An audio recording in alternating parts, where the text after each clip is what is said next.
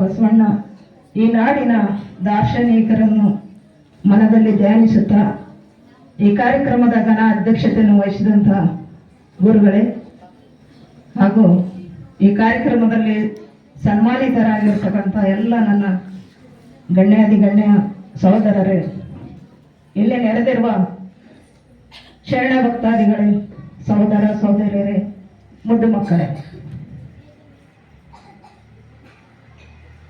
ಪುರಸಭೆಗೆ ನಾಮ ನಿರ್ದೇಶಿತಗೊಂಡಂಥ ನಮ್ಮೆಲ್ಲರನ್ನು ಕರೆಸಿ ಪೂಜ್ಯರು ಮಠದ ಪ್ರಯುಕ್ತ ನಮ್ಮೆಲ್ಲರನ್ನು ಸನ್ಮಾನಿಸಿದ್ದಾರೆ.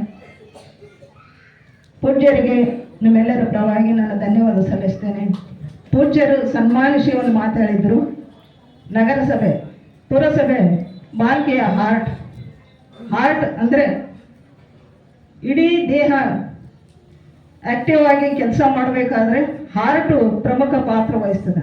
ಅವ್ರು ಒಂದೇ ಮಾತಲ್ಲಿ ಹೇಳಿದ್ರು, ಪುರಸಭೆ ಏನು ಮಾಡ್ತದೆ ಅಂತ. ಪುರಸಭೆ ನಮಗೆ ಹುಟ್ಟಿದಾಗಿನಿಂದ ಸಾಯೋವರೆಗೂ ಪ್ರತಿಯೊಂದು ಕೆಲಸ ಕಾರ್ಯಗಳಿಗೂ ಪುರಸಭೆ ಬೇಕು. ಪುರಸಭೆ ಇಲ್ಲ ಅಂದರೆ ನಮಗೆ ಏನೂ ಇಲ್ಲ.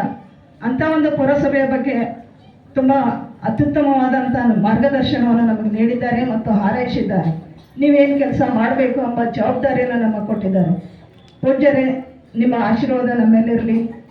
ಈ ಒಂದು ಸನ್ಮಾನಕ್ಕೆ ನಾವು ಅರ್ಹರಾಗಿರೋದಕ್ಕೆ ಕಾರಣೀಕರ್ತರಾದಂಥ ನಮ್ಮ ನೆಚ್ಚಿನ ನಾಯಕರು, ಈ ನಾಡಿನ ಜನಪ್ರಿಯ ಉಸ್ತುವಾರಿ ಸಚಿವರು, ಶಾಸಕರು, ಸಂಸದರು, ಎಲ್ಲ ನಮ್ಮ ನೆಚ್ಚಿನ ನಾಯಕರಾದಂಥ ಸನ್ಮಾನ್ಯ ಶ್ರೀ ಶಿವ ಖಂಡ್ರೇಜಿ ಅವರು ಹಾಗೂ ನಮ್ಮ ಸಂಸದರಾಗಿರ್ತಕ್ಕಂಥ ಶ್ರೀ ಸಾಗರ್ ಖಂಡ್ರೇಜಿ ಅವರನ್ನು ನಾನು ಧನ್ಯವಾದ ಸಲ್ಲಿಸ್ತೇನೆ, ಅಭಿನಂದನೆ ಸಲ್ಲಿಸ್ತೇನೆ. ಜೊತೆಗೆ ಇಲ್ಲಿ ಕರೆಸಿ ನಮ್ಮೆಲ್ಲರನ್ನು ಸನ್ಮಾನಿಸಿದಕ್ಕಾಗಿ ಪೂಜ್ಯರಿಗೂ ಮಠದ ಎಲ್ಲ ಆಡಳಿತಾಧಿಕಾರಿಗಳಿಗೂ ಹಾಗೂ ಇಲ್ಲಿ ನೆರೆದಿರುವ ಸರ್ವರಿಗೂ ನನ್ನ ಭಕ್ತಿಯ ಶರಣಾರ್ಥಿಗಳನ್ನು ಸಲ್ಲಿಸಿ ಧನ್ಯವಾದ ಸಲ್ಲಿಸ್ತೇನೆ. ಜೈ